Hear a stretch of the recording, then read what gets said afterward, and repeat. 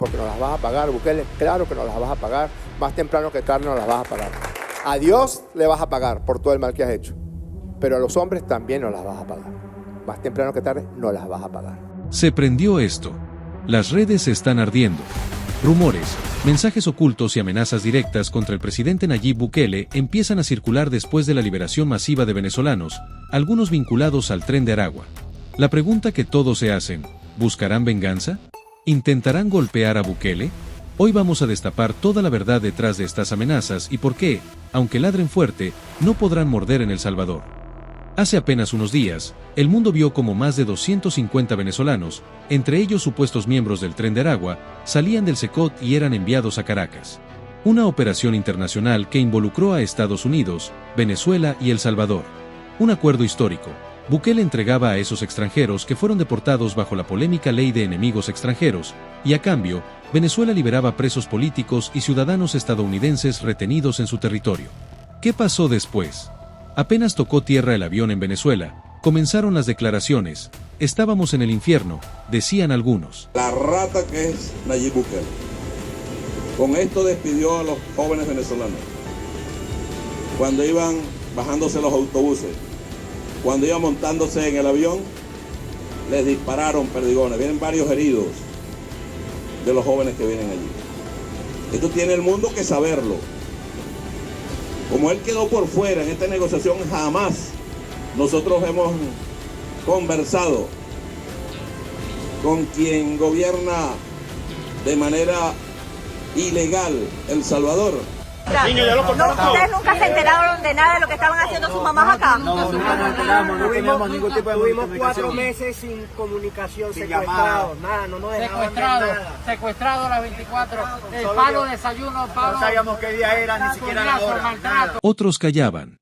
Y mientras tanto, en la sombra, los cabecillas del Tren de Aragua encendían sus teléfonos, molestos, humillados. Porque no olvidemos, muchos de esos hombres fueron enviados esposados, marcados como delincuentes, y eso, para una organización criminal, es una ofensa que se paga con sangre.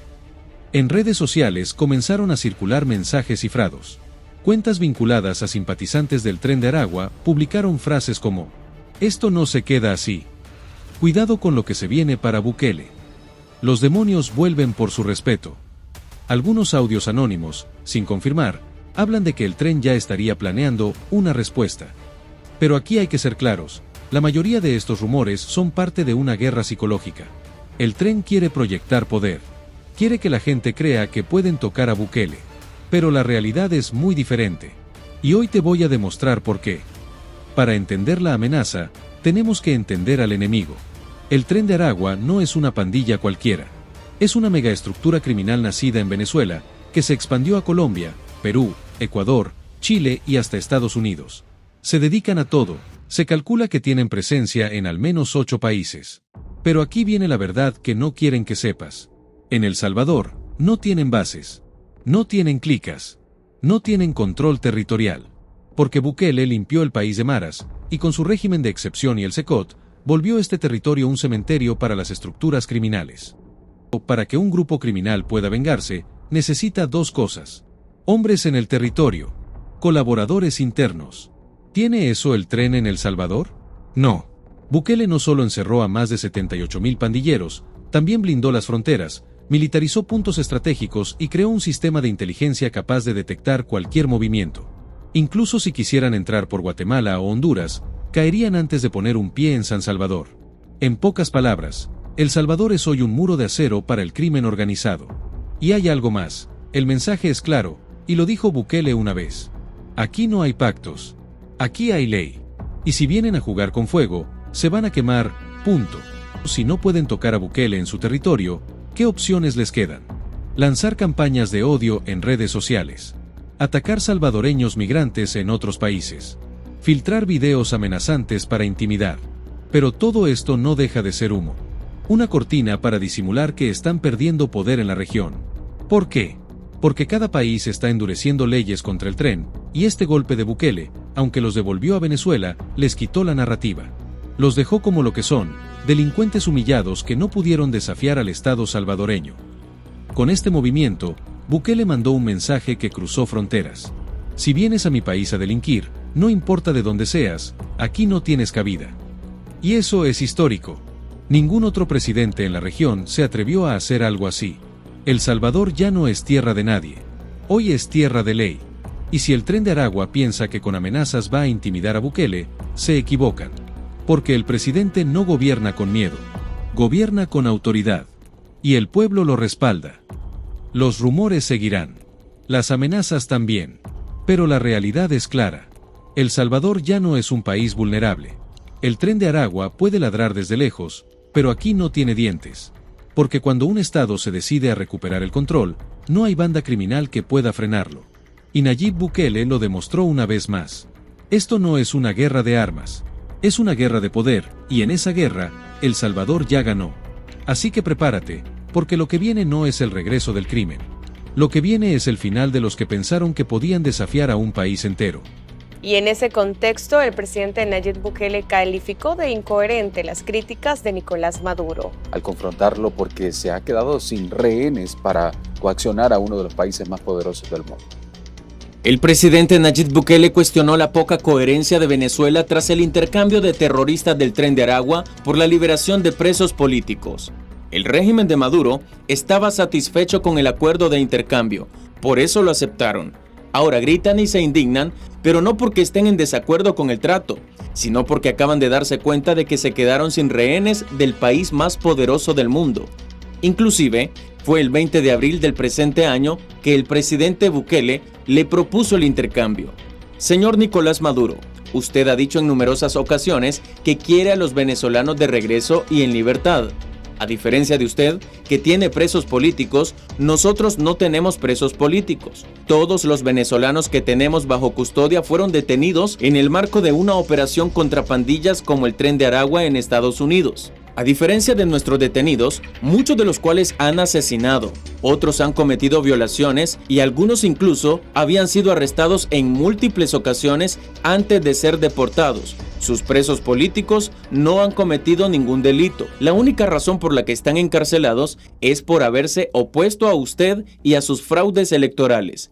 Sin embargo, quiero proponerle un acuerdo humanitario que contemple la repatriación del 100% de los 252 venezolanos que fueron deportados. A cambio, la liberación y entrega de un número idéntico, 252 de los miles de presos políticos que usted mantiene. De hecho, el 22 de abril, el gobierno envió la propuesta formal a Venezuela por medio del Ministerio de Relaciones Exteriores. Y a pesar de todas las pruebas del éxito de la operación de intercambio de privados de libertad, Nicolás Maduro insiste en su narrativa sea tomada en cuenta o logre espacio en la política internacional. Ahora asegura que en El Salvador hubo supuestos intentos de bloqueo en el aeropuerto para no permitir que despegaran los aviones, aunque, como suele ocurrir, no presentó pruebas. Sabemos de primera fuente, Bukele, lo sabemos todo de ti. Sabemos de primera fuente la ira, la locura y la desesperación en que estabas, para no decir otras cosas que pudieran develar de dónde obtenemos la información. Sabemos la locura, que no pudiste parar el primer avión, pero al segundo avión le puso en la pista unos carros, unos Toyota que dicen, para provocar o un accidente o evitar que salieran. Y los pilotos entonces informaron.